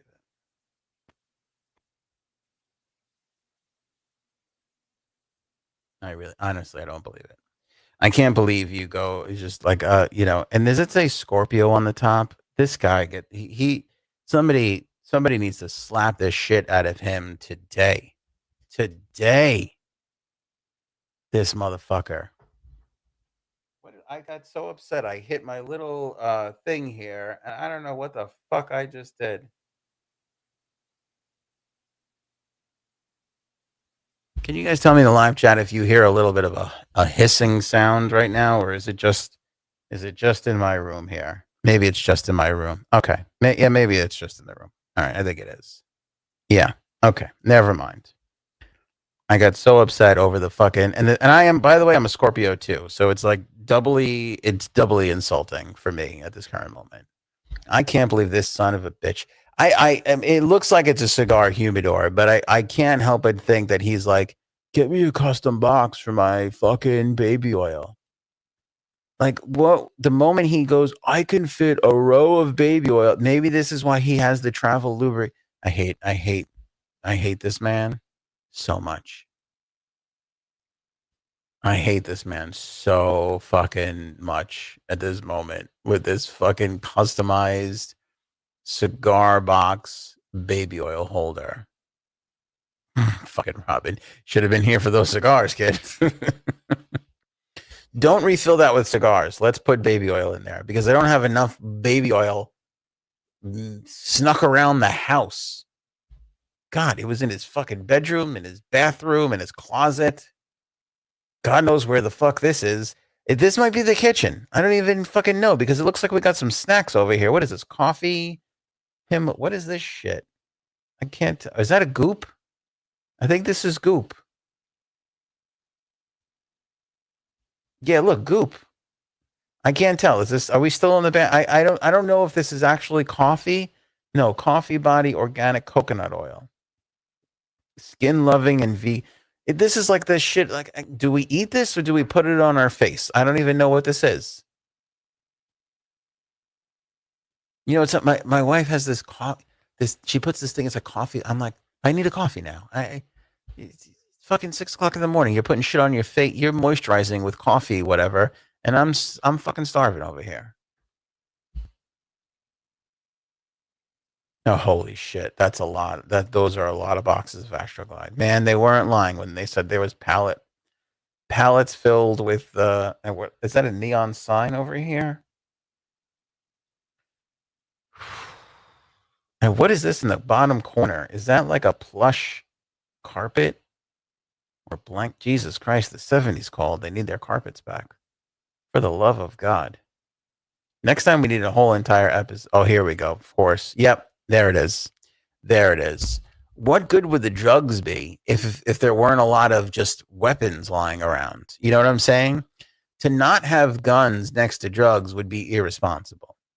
If I'm going to get all lubed up, and then the triggers are probably all shit's fucking slipping out of hands and going on. This whole thing is an OSHA violation. I like these little. What are these locks going to accomplish? What is this going to do? What's this going to do? Keep people out of the gun bag? The fuck is this? I could break this with my pinkies. This fucking guy. I'm surprised this guy didn't shoot himself. I mean, he shot somebody in the club, right? And blamed somebody else for it. This is just some more guns. We'll have to blur this out on TikTok. We can't show the guns on TikTok. God forbid. God forbid we warn society of the dangerous people out there without getting a fucking community strike from the lovely liberal fucking TikTok. God forbid we talk about a news story responsibly as a podcast. We got to get a community strike against us. So when you see this clip on TikTok, this will be something. I don't even know what should we put in its place. A smiley picture. Should we put the old Frankie Minaj photos? I don't even know where those are. I don't even know what even happened to those. Maybe we'll just have a picture of J-Sab stealing a salad here instead of actually showing the weaponry that Diddy had in the middle of his fucking drug-fueled Astroglide fest. How could we make freak-offs more dangerous? I know. Let's introduce drugs and weapons. As if we weren't in danger of sliding and cracking our head open on the floor with this Astroglide. Let's have weapons falling out of our hands accidentally going off. And what the fuck is this? Is that a bag of tortilla chips in the middle of the fucking... This is unbelievable. This is unbelievable. He's got Fort Knox filled. He's got a whole entire military base of weapons and a bag of tortilla chips. What the fuck is wrong with this guy? Here's what I'm going to need. I'm going to need 17 shotguns. I'm going to need a couple of semi-automatic weapons, enough lube to drop all of them, and God damn it, I'm getting hungry. Get me a bag of tortilla chips. Put it right in the middle. What the fuck? I have never seen anything like this. This has got to be our last episode. We can't do... How are you going to top it? How are you? Why are there tortilla chips in the middle of an artillery range? For the love of God. Thank you, Mercury. It's nice of you to say. Christella, those are cuck chips. Yeah, I think they are. I think those are cuck chips.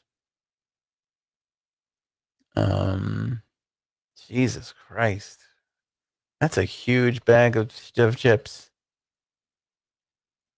That is so. That is so strange. Isn't that weird? Just to be a random fucking bag of tortilla chips.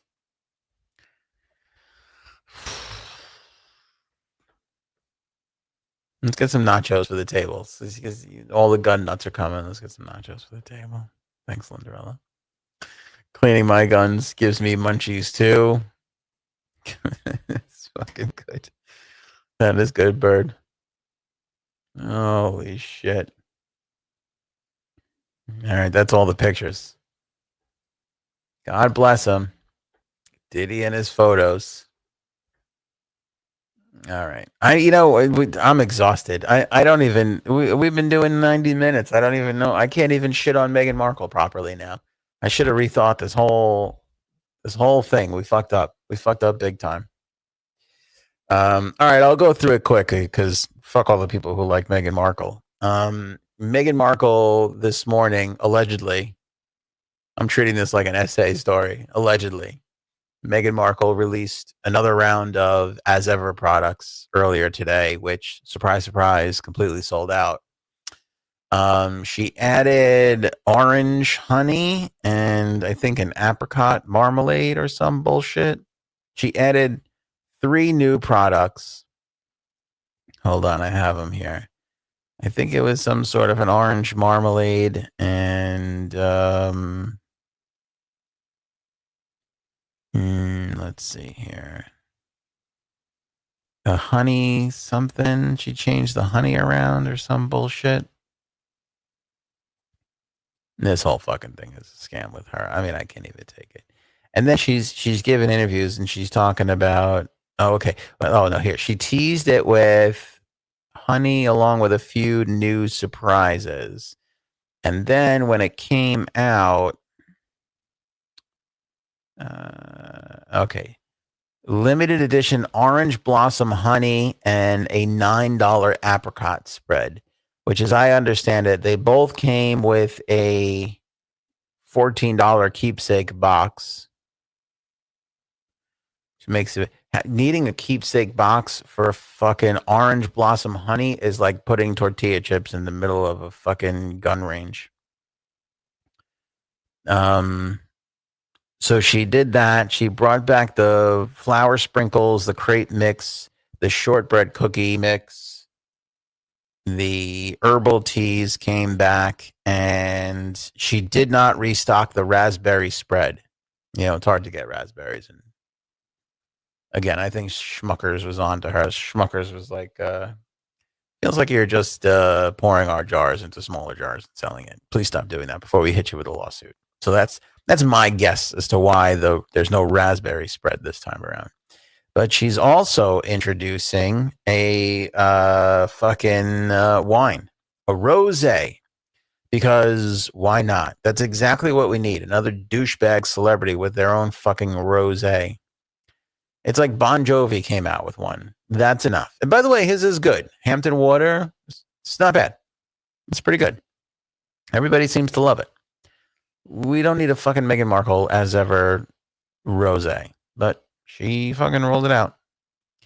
And surprise, surprise, everything sold out again immediately. So again, I wait for the people who are obsessed with Meghan Markle and absolutely love her.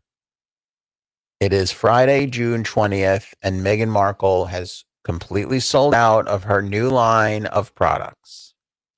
I will wait patiently. You can tag me anytime on any social media network. Go to anthonyonair.com. We're everywhere. We're on all of them. Instagram, TikTok, Facebook, YouTube. Tag me in the video of the regular, ordinary, average person receiving a shipment of this crap, opening it up, using it, and going, oh, delicious. Or isn't this wonderful? Or, oh boy, did I get my money's worth. I want to see the videos. I want to see the regular, average people opening these things. Last time I asked for 100 videos. I asked people, because I have plenty of haters in the comments. All her supposed fans, which everybody in the live chat and everybody in my comment section seems to think are bots, which I think they're bots too. I think they're bots too. See, that's not. See that? See, I have blood pressure. You know what I'm saying? Mercury, don't play with the blood pressure that loosely, because it could. I'll pop a vessel. How many jars did you purchase? None. I wish I would have. I swear to you, I got on this one late, because had I known that she was releasing it, I would have tried to order one.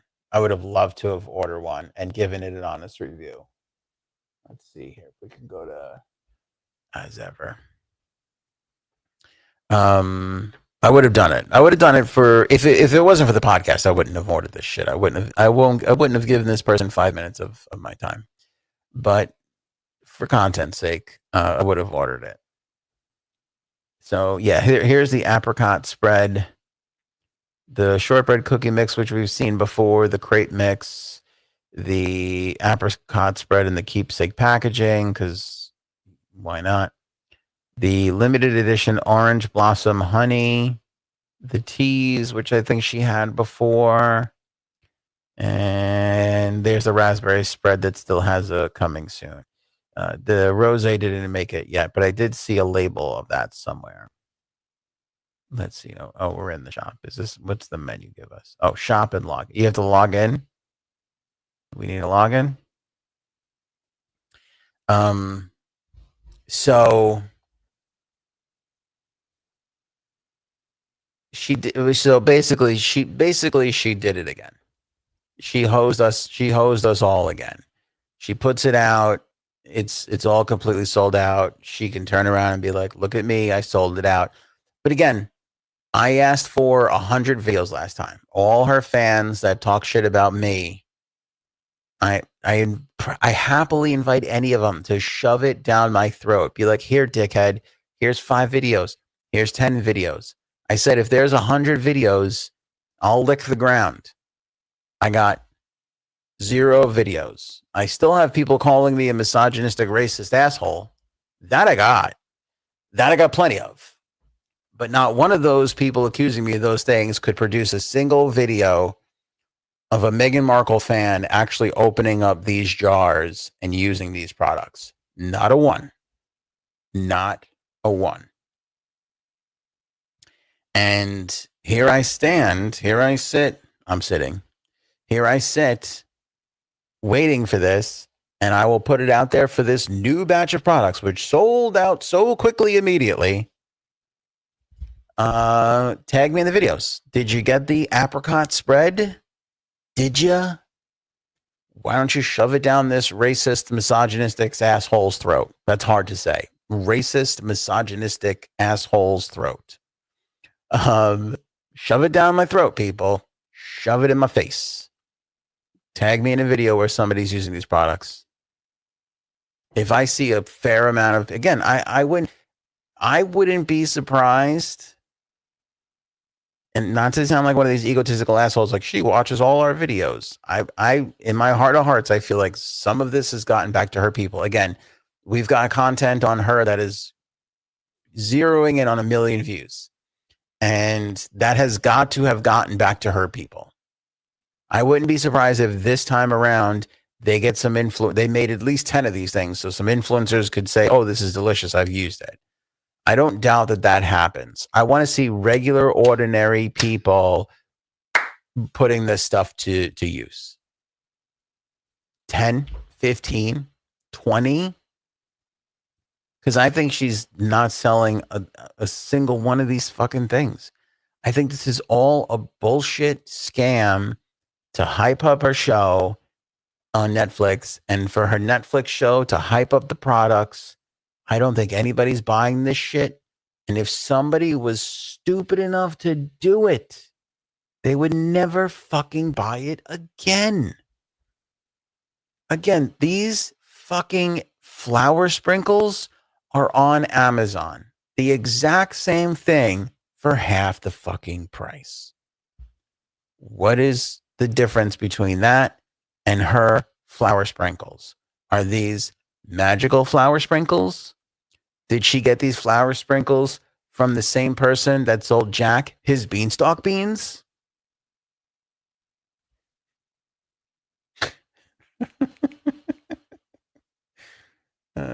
Shit. I thought that was good. It's called disclosure, you dickhead.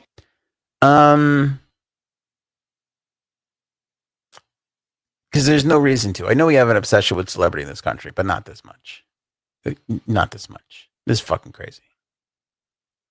That's, yes. Thank you, under here. That's way too much to spend on fucking cuck sprinkles. Thank you for pointing that out. How much did you pay for these cuck sprinkles? This is nuts. 2 Utes log into the As Ever store. Excuse me, two what? They had to log in? Are you serious? Don't bring that keepsake packaging into my courtroom. All right. Where was I going to go with this? Anyway, fuck her. Fuck her and her wine and all that. Again, this, I'm telling you, this is the biggest fucking Ponzi scheme. Let's make everybody think that our shit is selling out immediately, and then they'll tune into the show. And then if they tune into the show, they'll buy more of our bullshit, and then we can hit them up with a fucking $38 bottle of rosé that we spent $2 making. Because, okay, being in the Hamptons, again, I know some restaurateurs, I know some beer producers, I've gotten to know some vineyard people. You wouldn't believe how many people just buy grape juice to make wine. Like the amount of wine labels out there versus vineyards actually producing the wine.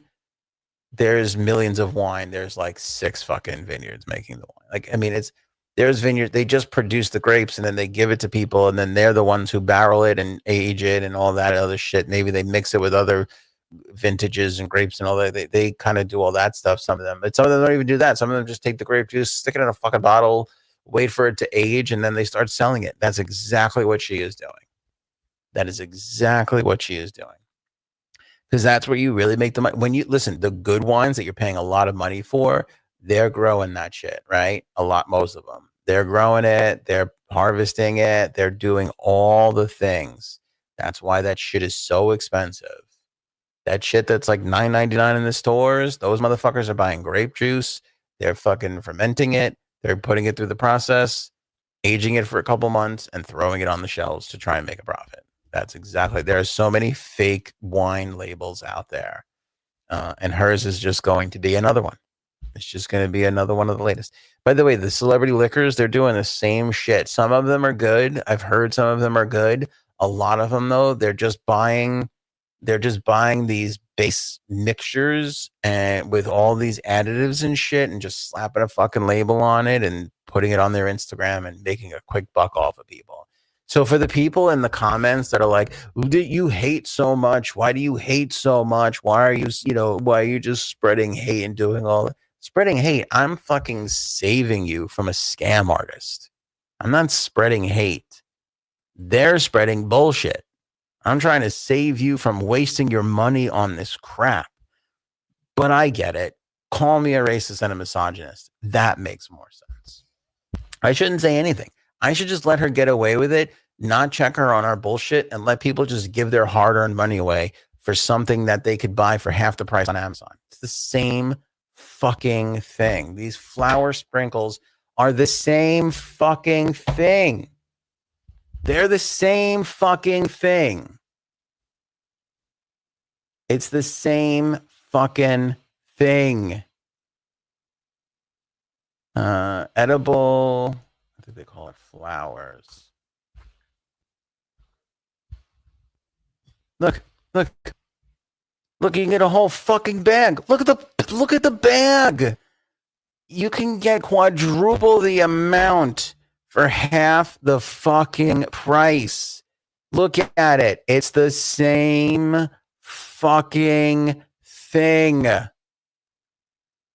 This crazy asshole bought this bag, put it in a smaller tin, and marked up the price. And the person telling you about it is just a racist, misogynist asshole. You're right. I'm wrong. No, I'm crazy. No, I'm out of my mind. Meghan Markle was on TV. She's a saint. All right, I gotta move on because I'm gonna have a fucking cardiac arrest this episode here. I'm gonna fucking look at it. It is cuckastrophic. I thought you said cuckastrophic. Cuckastro. I give up. I'm sure it's great, Robin. I'm sure if people just read your comment and didn't listen to my inane blabbering, they were laughing. Sorry. I'm sorry I fucked that up for you. That was done very well. It's my fault. I blew that in the delivery. There was a great, you wrote a great screenplay and I just directed the shit out of it till I killed it. I killed the movie. It's my fault. Jo Siwa. I found this really interesting. Frank, again, who I love. I try and tell Frank there's problems on the left. There's problems with liberals. He doesn't think so. I mean, he says, yeah, but they're not as bad as the right. But you look at this Jo Siwa story and you understand the bully element to liberals. And my problem with liberals is they masquerade themselves. The same thing with Republicans. They act like, oh, we're so nice. We're just cold-hearted business pricks. But liberals masquerade themselves as the moral authority, that they're morally superior. And then you hear a story like what Jo Siwa just came out with. And then I go, look, they're bullies. They're almost worse because they're, again, when you masquerade yourself as a saint and look how lovely and look how we're inclusive and welcoming, but then you're bullying people into basically separating themselves out. You're pushing people farther apart because you're there to help everybody be accepted. You don't even realize. Yeah. Liberals are Lenny from Of Mice and Men. You just want to pet the rabbits, but what happens? George finds a whole lot of them with their necks crushed. That's what liberals are. I finally found the perfect analogy. I can't believe I just stumbled upon this. Liberals are Lenny from Of Mice and Men. They just want to pet the rabbits, George. They just want to tend the rabbits. And then how does it end? with a bunch of dead rabbits and also a dead girl. Sorry, I should have said spoiler alert. That was my fault. That's on me. I didn't get the warning up fast enough. But if you haven't read Of Mice and Men yet, and it's 2025, either A, the fuck are you doing? Or B, you're too young to have gotten up to that part of high school yet. In which case, why are you watching this show? This isn't for you. This is not age appropriate. I don't know if you know this, but the amount of times we've said the word cuck in this episode is way too much for somebody who hasn't read Of Mice and Men yet. Okay? Turn this shit off and go watch a Jo Siwa video. But anyway, getting back to Jo Siwa, she literally gave an interview that came out in the Daily Mail today where she said, I'll quote here, "When I came out at 17, I said I'm pansexual because I don't care about gender. But then I kind of boxed myself in and I said, I'm a lesbian. And I think I did that because of pressure." She noted that she felt pressure. She felt the pressure come in a weird way from those, quote, inside the LGBTQ community. Okay? This is what I try and explain to my liberal friends all the time. You're Lenny and the world's your rabbit.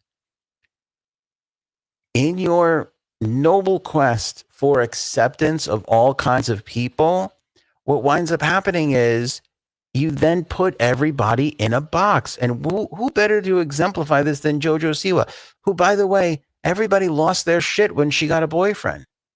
Everybody was like, yay, Jo Siwa, the lesbian queen. And then all of a sudden they're like, she's dating a guy with a penis? Everybody was like all up in arms and crazy. 2 weeks ago, 3 weeks ago, whatever it was, everybody had lost their shit. Jo Siwa, Demi Lovato, who I think was famously bisexual, just got married a dude. There was one or two other people that they suddenly, women who were only with women or bisexual got with a guy, and the people were like going crazy, like losing their minds. Don't get me wrong, I don't like losing lesbians. I happen to think that lesbians are the smartest people we have. They found a way to not have to deal with men for the most part. They thought, who are the stupidest people we have? Men. This one agrees. Let's not deal with them at all. So I feel like lesbians are the superior beings of our planet at the moment. But that being said, they been bullying this girl to just come, like she felt the pressure coming from these people. They have to have you in a box. They wanted to be acceptance and all this, but what they wind up doing is just driving bigger wedges into people, you know? And Paul has never been more right about anything. Stop labeling every cuck you see. You know, some people are out there as first-time cucks, and some people are Diddy and Fat Joe. So if you're a liberal and you're a Democrat, there's nothing wrong with you. But when you're sitting there going, why are the Republicans such assholes? Why are they so not accepting? Some of them aren't. Some of them are dicks, racist, and bigots. No denying that. But there are some, and I think a lot of people who fall in the middle, who are independents like myself, you know, who are like, who can see what really goes on and go, hold on, you guys you're not what you think you are. But as soon as you step up and say that, everybody goes, well, you're a bigot. And you're like, well, no. In your quest for acceptance, you're driving wedges into people. You're making it worse. And I've said this constantly. You will not find a bigger supporter of the LGBTQ community. And at the same time, in the same breath, I can say LGBTQI plus, stop it already. Just fucking stop. Put whatever you want in your mouth. Put whatever you want in, on, and around your genitals. Be happy. We'll accept it. But stop acting offended if people are not into what it is in the 5 minutes that we discover what, like, we can't keep track anymore. By the way, this younger generation says gender is fluid, and I believe it. Sexuality is fluid, and I believe it. I mean, shit, the 70s were like that. Why shouldn't now be like that? People act like we didn't live through the fucking 70s. Well, they're swinger bullshit back then. You know, everybody was fucking everybody. It was coke was a big thing, right? Everybody was kind of feeling that out for the first time in the 70s and 80s. So that shit existed. Why shouldn't it be that way now? You know, it's just gonna happen. Pansexual. I love the person and not the gender. Okay, sure. You know, I make faces because I don't. You know, it's not my thing. But if that's who you are, then great. I just, we used to call that bisexual, and that was fine. And now you go, well, maybe you're bisexual, and people go, how dare you? I love the person, not the genitalia. Okay, all right. I'm the bigot. No, you're right. Like, they're both the same thing. You can put whatever you want in your mouth. I don't give a shit. As long as you're happy and they're happy, great. It doesn't mean I'm a bigot. Feels like we could get away with gay, straight, and bisexual. Feels like we've covered everything there, but nope. People have found a way to create 17,000 more labels, you know, that, whatever. Hey, if you were a man and you became a woman, or a woman who became a man, and then you like another gender and whatever, I still think we could put it in the gay, straight, bisexual category. You know what I'm saying? I think we could do that, but apparently we can't. That doesn't mean you're not. You could be a transsexual, homosexual. Like, is that okay? Feels like it's okay. Feels like that's covering all the bases. We don't have to add a new letter onto the end of LGBTQ plus I, E equals MC squared. But you can't say that with liberal people because they act offended. Even if you're sitting here going, I love it. Great. We can hang out. You could watch the game at my house. I don't give a shit. I don't care. You want to go upstairs and blow your significant other, or, just bang them? Fine. It's great. Sure. Just so you know, the same Diddy's house. You got to bring your own. I don't have a drawer full of fucking Astroglide. If you need that kind of thing. It just seems like people have gone so overboard with the labels, and it's like, it doesn't have to be this complicated. But at some point, the left just decided it was better to be morally superior than to just be accepting.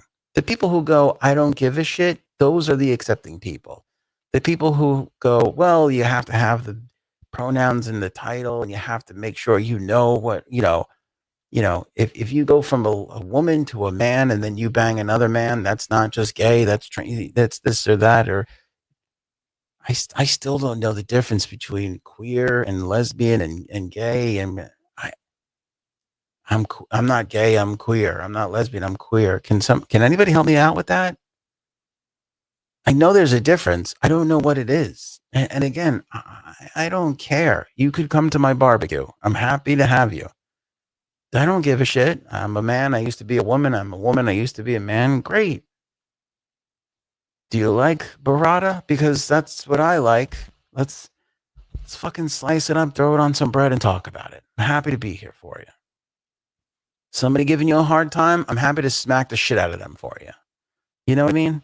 I just, don't get mad at me because I thought you were a lesbian. It turns out you're queer. I don't know what the difference is. And here's the other part of it. I don't fucking care. And neither does anybody else. Let's stop pretending like we do. You know what I'm saying? Like, be happy with acceptance. Don't worry about people knowing it all the time. You know what I'm saying? It doesn't fucking... And this is why people can't understand why they go, I can't believe how many gay people voted for Trump. You can? You can? Because I could see it. I could see what you were doing to your own community. Here's Jo Siwa, one of the most famous fucking people we have, telling us flat out to our face, I felt pressure to say I was a lesbian when I wasn't. Because that's what that community can do. Not the whole community, but the most extreme part of that community. Boy, the show order stinks because we're going to Fat Joe allegations. off of the Diddy stuff, and we should have followed one after the other because it's basically the same story. Fat Joe had his old hype man. For those people who don't know, I feel like the hype man thing was like an 80s, 90s rap thing, but I guess they still use him. Hype man was the guy in the back that would be like, yo. And if like the rap line ended on you, they would go you at the same time, like to bring emphasis to the songs, to the hooks. That was the hype man, right? Or, they would take every like third line in the song because sometimes it's Fat Joe and you run out of breath and shit like that, during a performance. So anyway, $20 million lawsuit filed from the rapper's former hype man, T.A. Dixon, who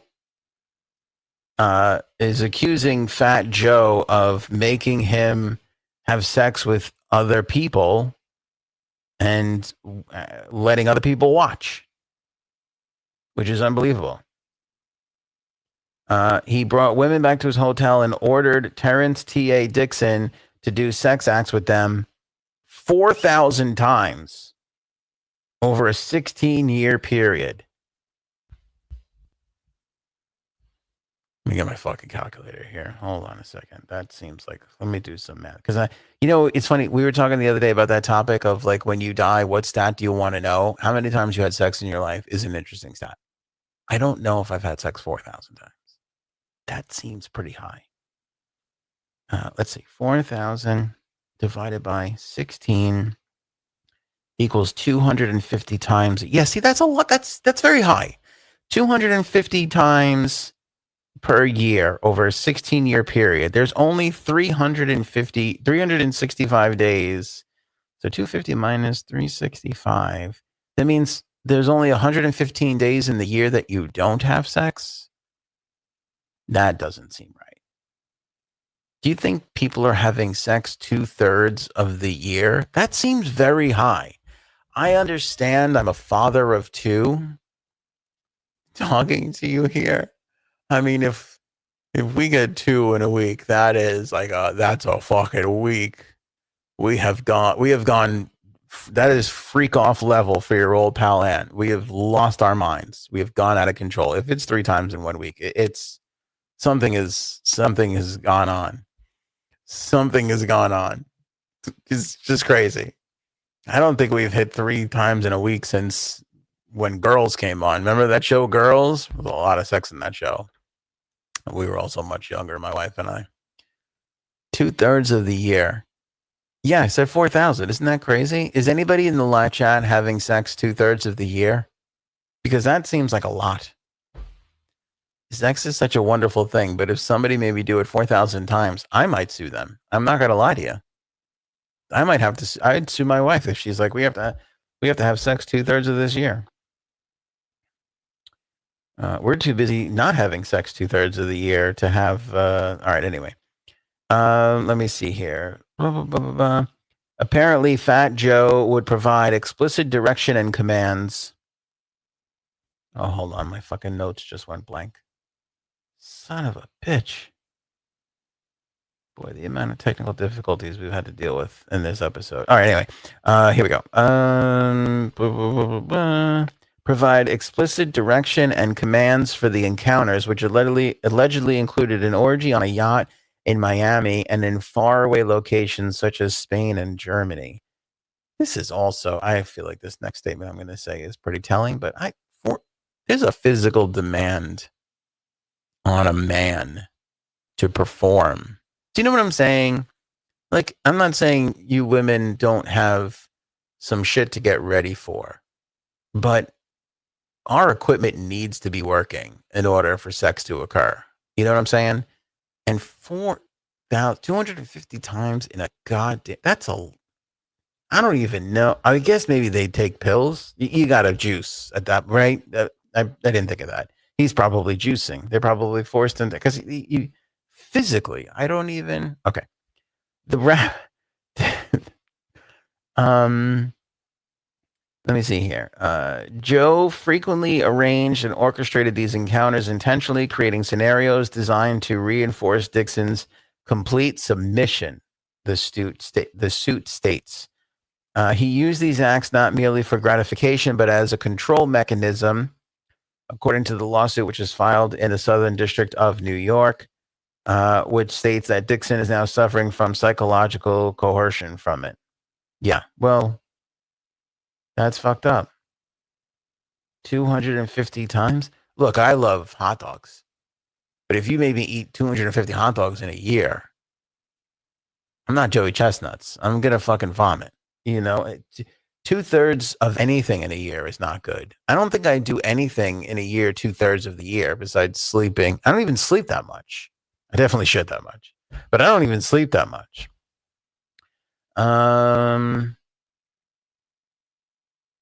Dixon did not want to have sex with the women, but did so solely out of fear for immediate retaliation, according to the court filing.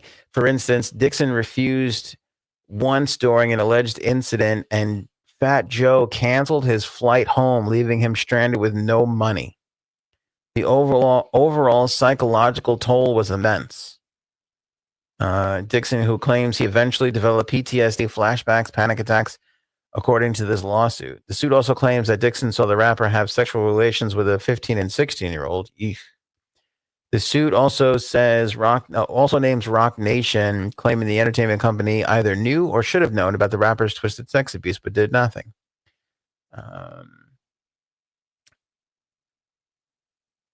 Let me see here. He also says that he was underpaid over his time in his employment. Fat Joe's attorney, whose also name is Joe, but not Fat, called Dixon's lawsuit a blatant act of retaliation and a desperate attempt to deflect attention from a lawsuit that Fat Joe filed in April. That suit accuses Dixon and his attorney, Tyrone Blackburn, of extortion, defamation, and slander. Fat Joe's lawyer said the allegations against Mr. Cartagena are complete fabrications, lies intended to damage his reputation and force a settlement through public pressure. Fat Joe, well, he said Mr. Cartagena, that's his real name. But Fat Joe will not be intimidated. We have taken legal action to expose this fraudulent campaign and hold everyone involved accountable. So, I don't know, though, because this was the same thing like with Cassie. It's the same shit. Right? It was like she filed the lawsuit, she pulled the lawsuit back, they settled, and now look all that we're finding out that's going on with Diddy and all the people that are corroborating those stories, you know. So I don't know what the truth here is in this case, but this is yet another time that a rapper is like, I don't know, this is 2 in 1 year now. How many more of these fucking stories are we going to find out? I don't know. It's a little alarming. All right, I was going to do 2 more stories, but we're clocked in at over 2 hours, so I'm going to call it there, everybody. I appreciate you guys hanging out on Friday night. This was a fun one. I feel like whenever we get the Diddy Pictures stuff, there's always just so much to chew on. I don't know if I'm ever going to get over that fucking cigar case, that fucking humidor of lubricant. Who knew you couldn't have fucking humidity and lubricant? I don't even know. Do you think Diddy was like yelling at his staff? Like, this lubricant doesn't feel right. It feels humid. Why isn't it in the humidor? Shit, I don't know. No Bird. Thank you. And everybody else, you guys crushed it this episode. Live chat was killer. If you listen to the podcast afterwards, sometimes you're in replay crew. I get it. But if you can, catch it live on YouTube especially. I feel like that's where the crowd is the best. That's also where we do our membership. So if you haven't signed up for an AOA membership, we always have some exclusive, extra behind-the-scenes content over there. Click the link in the description to become a member now. You can join for as little as $2.99 a month, and that little $3 a month helps us put on the whole podcast, keeps us in lubricant. Show me potato salad. I'll see you guys on Monday. Have a good weekend. Maybe we should go now. Go ahead. Love you all.